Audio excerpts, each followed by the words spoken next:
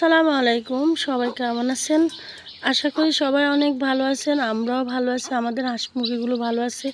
আজকে আমি আলোচনা করব কিভাবে মুরগির বাচ্চা লালন পালন করলে আপনার মুরগির বাচ্চা একটাও মরবে না। সবগুলা বাচ্চা টিকে থাকবে এবং সুস্থ থাকবে। তো আজকের ভিডিওটা খুবই গুরুত্বপূর্ণ। আপনারা অবশ্যই না স্কিপ করে পুরোটা দেখবেন। এতে আপনাদের অনেক কিছু বোঝা হবে, আর আমারও আপনারা যখন ভিডিওটা দেখে একটা কমেন্ট করবেন, এতে আমাদের খুব ভালো লাগবে। তো তার আগে বলে দিচ্ছি, যারা আমাদের চ্যানেলটা সাবস্ক্রাইব করছেন সবাইকে অনেক ধন্যবাদ। আর যারা সাবস্ক্রাইব করেন তারা অবশ্যই আমাদের চ্যানেলটা সাবস্ক্রাইব করে আমাদের পাশে থাকবেন। আর আমরা দেশি হাঁস মুরগি লালন পালন করি, তার উপরে ভিডিও আমরা দিয়ে থাকি, আমরা উপকৃত হই, তারপরে আপনাদের মাঝে এটা শেয়ার করি।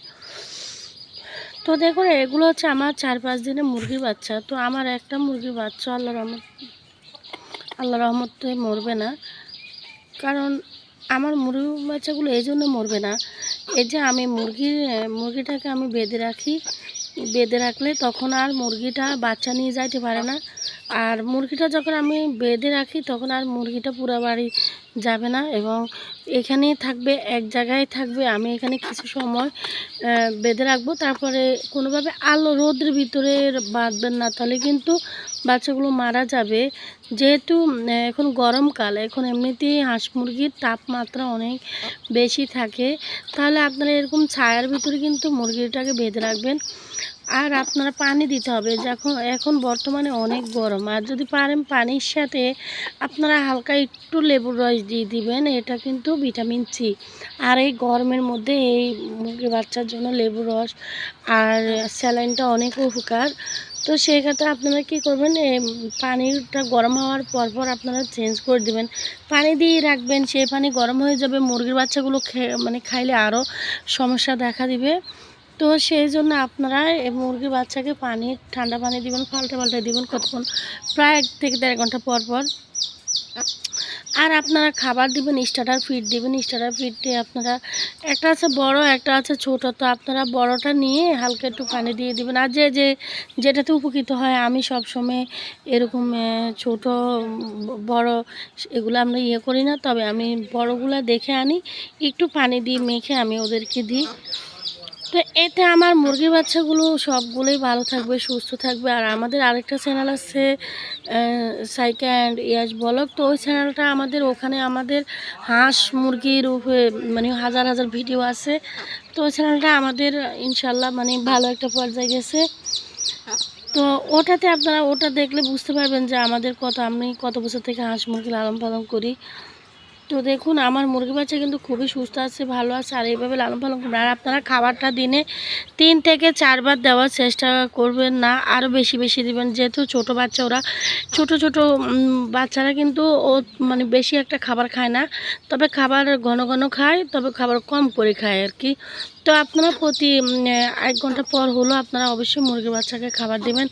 আর মুরগির বাচ্চাকে রাতে খাওয়ানোর চেষ্টা করবেন। কোন সময় মুরগির বাচ্চাকে খাওয়ালে বড় হয়, রাতের বেলা খাওয়ালে মুরগির বাচ্চাগুলো কিন্তু বড় হয় তাড়াতাড়ি।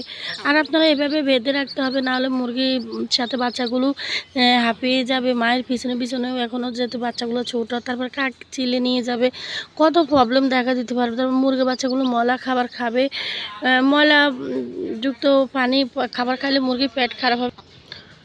তো আপনারা যদি এভাবে মুরগির বাচ্চা পরিচর্যা করুন, দেখবেন আপনাদের একটা বাচ্চাও মারা যাবে না। আল্লাহর রহমতে সবগুলো বাচ্চা টিকে থাকবে, সবগুলো বাচ্চা আল্লাহর রহমতে সুস্থ থাকবে, এটা আমার দীর্ঘ বিশ্বাস। তো আশা করি আমাদের ভিডিও দেখে আপনারা উপকৃত হবেন, আপনাদের আল্লাহর রহমতে উপকৃত হবেন এবং লাভবান হবেন।